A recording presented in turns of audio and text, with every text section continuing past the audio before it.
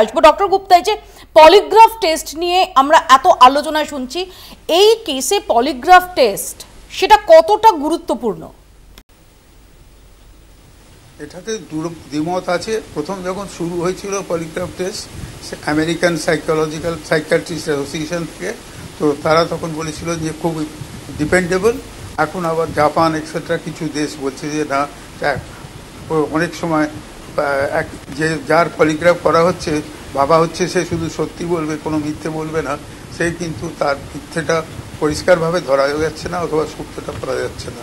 তা সেই জন্যে পলিগ্রাফ টেস্ট নিয়ে শুধু করে দেখতে হবে, যদি ইনভেস্টিগেশনের সঙ্গে মিলে যায় কোনো জায়গা তাহলে ধরতে হবে ডিপেন্ডেবল, আর তা নইলে যদি না মেলে তাহলে এটা কোনো কাজে লাগলো না। অর্থাৎ আদালতে এই পলিগ্রাফ টেস্টের যে রেজাল্টই হোক না কেন তার গ্রহণযোগ্যতা আছে না নেই? কি বললেন আমি ঠিক বুঝতে পারছি।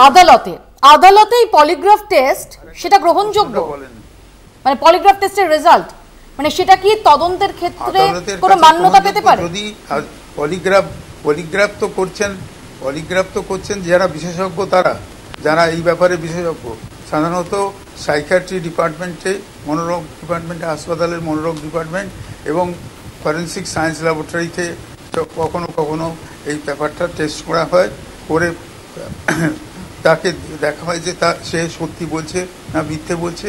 ওই গ্রাফগুলোকে এক্সামিন করে, অনেকগুলো গ্রাফ হয়, যেমন ইলেকট্রোকার্ডিওগ্রাফ একটা গ্রাফ, তারপর তার ব্রেনের ফাংশনের গ্রাফ, তারপর পালস রেটের গ্রাফ, টেম্পারেচারের গ্রাফ, এই সবগুলোকে একসঙ্গে নিয়ে বসে যদি দেখা যায় যে তার যে গ্রাফের চেঞ্জগুলো দেখা যাচ্ছে সেইগুলোর সঙ্গে তা সত্যি কথা বলা বা মিথ্যে কথা বলা কোনটার সঙ্গে মিলছে, সেই অনুযায়ী কনক্লুশন ড্র করা হয় বা ওপিনিয়ন দেওয়া হয়, যেটা দেখা যাচ্ছে এই যে লোকটি সে কিন্তু বেশিরভাগ সময় সত্যি কথা বলেছে অথবা বেশিরভাগ সময় মিথ্যে কথা বলেছে। একটু আমাদের সহজ করে বুঝিয়ে দেবেন ডক্টর গুপ্তা যে কি এই পলিগ্রাফ টেস্ট?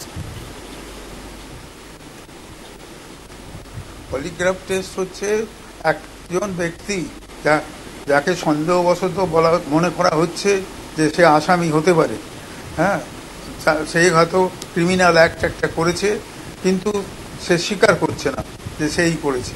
তা সেই ক্ষেত্রে যেটা হয়, তাকে বিভিন্ন রকমের প্রশ্ন করে এবং তার শরীরে যে ফিজিওলজিক্যাল ফাংশনগুলো আমাদের, যেমন হচ্ছে হার্ট, লাংস, তারপরে ব্রেন, এই সমস্ত যে এই তিনটে জিনিসের তো মেন দেখা হয়। তো এইটা হচ্ছে এই যে কাজগুলো দেখে এই কাজটা দেখে সেটা বলা হয় যে সে সত্যি কথা বলছে না মিথ্যে কথা বলছে। এটা হচ্ছে খুব সূক্ষ্ম পরীক্ষা, যদি ভালোভাবে করা যায় আমেরিকান সাইকিয়াট্রিক অ্যাসোসিয়েশন অনুযায়ী, যেটা হচ্ছে ডিপেন্ডেবল। আর কিছু দেশের লোকেরা মনে করছেন যে না, এটা যদি ভালোভাবে না করা যায় তাহলে এটার কোনো ডিপেন্ডেবিলিটি নেই। এখন এটা নির্ভর করবে যে টেস্টটা করা হচ্ছে সেইটা কতদূর পর্যন্ত আমাদের সাহায্য করতে পারে। আমি এখানে আপনার কাছে শেষ প্রশ্ন, অনেকগুলো গ্রাফ, যেমন ইলেকট্রোকার্ডিওগ্রাম একটা গ্রাফ, ইলেকট্রোএনকেফালোগ্রাম একটা গ্রাফ, এইরকম ধরনের। মানে আমি একটু বোঝার চেষ্টা করছি যে ধরা যাক আমি সত্যি বলছি কিনা, বিশেষ করে এই যে সঞ্জয় রায়ের অপরাধ মনস্কতার নানান দিক উঠে আসছে, যেটা এজেন্সি সূত্রে, সেটা কলকাতা পুলিশ সূত্রে হোক, যারা তাকে জিজ্ঞাসাবাদ করেছেন, বা সিবিআই সূত্রে হোক, উঠে আসছে।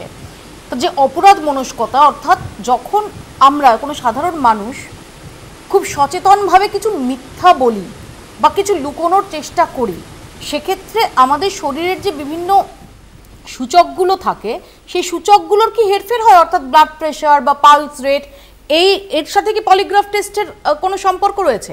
সব কিছু, pulse rate, blood pressure, heart rate, brain function সব টেস্টেড হয় পলিগ্রাফে। এই কেসটাতে পার্টিকুলারলি যখন এই সঞ্জয় রায় প্রশ্ন করা হয়, হ্যাঁ বলুন প্লিজ বলুন।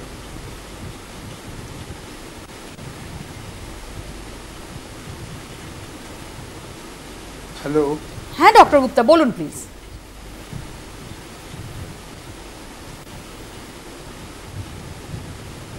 আমাকে প্রশ্ন করেছেন না? হ্যাঁ ডক্টর গুপ্তা, আপনি যেটা বলছিলেন প্লিজ বলুন। হ্যাঁ, যেটা বলছিলাম যে কোনো এক ব্যক্তিকে তার শরীরে থেকে কতগুলো ফিজিক্যাল এভিডেন্স থেকে মনে হচ্ছে যে এই হচ্ছে প্রকৃত আসামি হওয়ার সম্ভাবনা অনেকাংশেই বেশি। তা সেইটা সত্য কিনা সেইটা জানার জন্য এই পলিগ্রাফ টেস্টটা করা হয়, যে তা সত্যি সত্যি সে মানে কতটা মিথ্যে বলছে এবং কতটা সত্যি বলছে। যদি সে বেশিরভাগটা মিথ্যে বলে, মানে তাকে যা প্রশ্ন করা হচ্ছে সে উত্তর দিচ্ছে যা তার সঙ্গে ফিজিক্যাল এভিডেন্সের সঙ্গে মিলছে না, তার শরীরে যা যা ফিজিক্যাল এভিডেন্স পাওয়া গেছে, তা সেই রকম এই ক্ষেত্রে তাকে সে তো আসামিই হয়ে যাচ্ছে, মানে সত্যিকারের আসামি হয়ে। আমার শেষ প্রশ্ন আপনার কাছে ডক্টর গুপ্তা, যে এই কেসটাতে পার্টিকুলারলি যখন একজন চরিত্র সঞ্জয় রায় যে মূল অভিযুক্ত, এর পাশাপাশি সন্দীপ ঘোষ যিনি একটা প্রতিষ্ঠানের প্রধান ছিলেন সে ঘটনার সময়, তার বিরুদ্ধে নানান অভিযোগ, তাকে টানা জিজ্ঞাসাবাদ করছে সিবিআই, আর ওই চিকিৎসকের সঙ্গে যারা সহকর্মী সেদিন রাতে ছিলেন অন ডিউটি, যারা তার সঙ্গে ডিনার করেন তেমন যারা সহকর্মী, তাদেরও পলিগ্রাফ টেস্টের আবেদন মঞ্জুর করেছে আদালত। এটা কতটা সিগনিফিকেন্ট, কতটা প্রয়োজনীয় এই কেসের ক্ষেত্রে?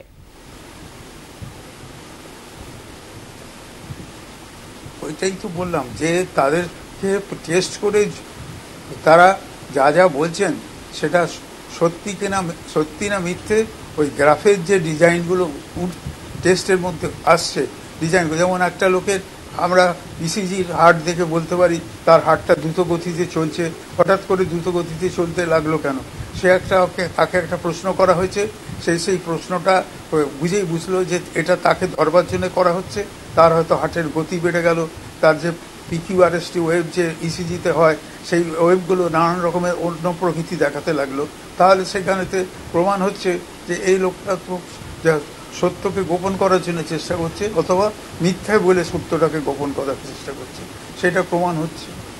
এই নার্কো অ্যানালিসিস টেস্ট আর পলিগ্রাফ টেস্ট এই দুটোর মধ্যে তফাৎ আছে? তফাৎ কোনো কিছু নেই। নার্কো অ্যানালিসিস করা হচ্ছে মানে একটা লোককে অনেক সময় আধা ঘুমেতে, অর্থাৎ সে মোটামুটি জেগে আছে কিন্তু একটু ঝিমোচ্ছে, আবার সেই ঝিমুনিটাও কিন্তু আবার সে যে সজ্ঞানে ঝিমোচ্ছে না, হয়তো ঝিমুনির ভান করছে, এবং তাকে সেই সময় কোন একটা এমন ধরনের ওষুধ দেওয়া হলো, সেটা দিয়ে সে কিন্তু তার যে রিয়াকশনটা মিথ্যে বলার চেষ্টাটা সেটা কিন্তু কমে যাচ্ছে, সে তখন শুধু সত্যি কথাটা বলবে। এইটাকে বলে হয় অনেক সময় নাম দিয়েছে, আরেকটা নাম হচ্ছে ট্রুথ সেরাম, অর্থাৎ এই ইঞ্জেকশনটা দেওয়ার পরে সে শুধু সত্যি কথা বলে এবং মিথ্যেটা বলার তার চেষ্টাটা অনেক কমে যায়, কেননা সে সেই অর্ধ ঘুমে রয়েছে বা আচ্ছন্ন ভাব হয়ে রয়েছে, তাই জন্য সে মিথ্যেটা আর বলতে পারছে না, তখন তার মুখ দিয়ে তখন শুধু সত্যিটাই আসবে। আমি এই প্রসঙ্গে আলোচনায় ফিরবো, অত্যন্ত ইন্টারেস্টিং একটা দিক। সায়নও কিছু বলতে